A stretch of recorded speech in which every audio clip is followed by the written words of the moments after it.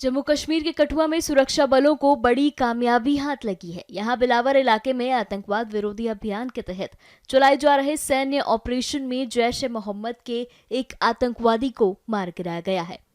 इसी मामले की जानकारी देते हुए कठुआ के एसएसपी मोहिता शर्मा ने क्या कुछ कहा, सुनिए। 7 तारीख के एनकाउंटर के बाद जब ये स्लिप किया था तो उसके बाद से हमारा सर्च ऑपरेशन इस पूरे जंगल एरिया में लगातार जारी था, जिसमें एक बारी और इसके साथ कांटेक्ट हुआ और इसी दौरान 3 हाइड आउट भी बस्ट किए गए। आज फिर एक स्पेसिफिक इनपुट आई हमारे पास 1 बजे के करीब, पटेतर गांव पड़ता है बिलावर में, वहां से कि ये घर में है और इसने कुछ सिविलियंस को हॉस्टेज भी बना रखा है।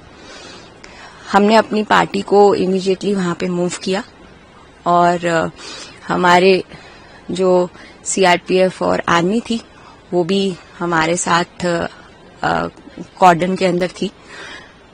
फिर एक छोटी सी जेकेपी की जो हमारी पार्टी थी, उन्होंने एक बहुत ही बहादुरी का एग्जाम्पल सेट करते हुए उन्होंने पहले सिविलियंस को वहां से इवैक्यूएट किया और सीधा अंदर उस घर के अंदर पहुंच गए। उसका वेपन जो है पहले उसने वहां से सामने से फायर किया और उन्होंने उसका वेपन फिर छीनने के बाद उसको गोलियों से मार दिया। तो मतलब लगभग कॉम्बैट सिचुएशन तक आ गया था। बिल्कुल कॉम्बैट सिचुएशन पे आया था और फायर पहले उसने सामने से खोला जैसे ही हम लोग अंदर गए और फिर उसके बाद वेपन उसका छीनने और उस पे गोलियां दागने तक हमारी पार्टी ने एक बहुत ही ज्यादा एक्सेप्शनल ब्रेवरी मैं कहूंगी, जिसके लिए जेकेपी पूरे देश भर में, विश्व भर में मशहूर है। उसी का एक एग्जाम्पल सेट करते हुए मेरी पार्टी ने इस ऑपरेशन को अंजाम दिया।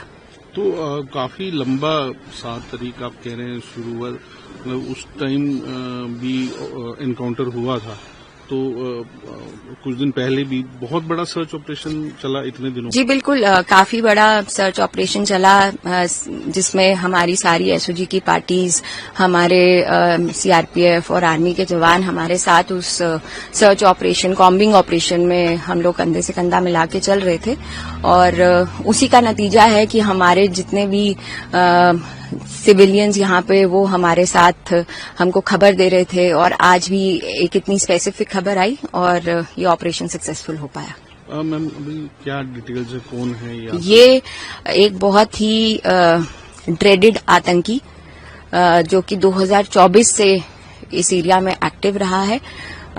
इसका कमांडर लेवल का ये टेररिस्ट है।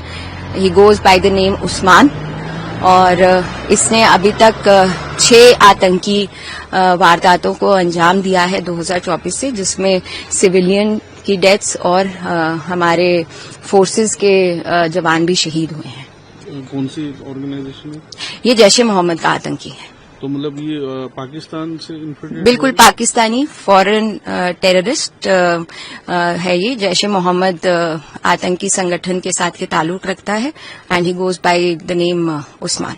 मैम इतना दिन जिस तरह लगे तो कि कहाँ ये जंगल, क्योंकि बहुत घना है, तो कितना एक मुशक्कत लगी, भाग ये लगभग ऑन द रन था। देखिए, तो जैसा कि आप पीछे देख ही सकते हैं कि यहाँ पे घना जंगल और बहुत सारे अंडर ग्रोथ, यहाँ पे पेड़ों की बहुत ज्यादा है। जब मैं 7 तारीख को हाइड आउट पे भी पहुंची थी तो 5 मीटर की दूरी से भी इसका हाइड आउट नहीं दिख रहा था।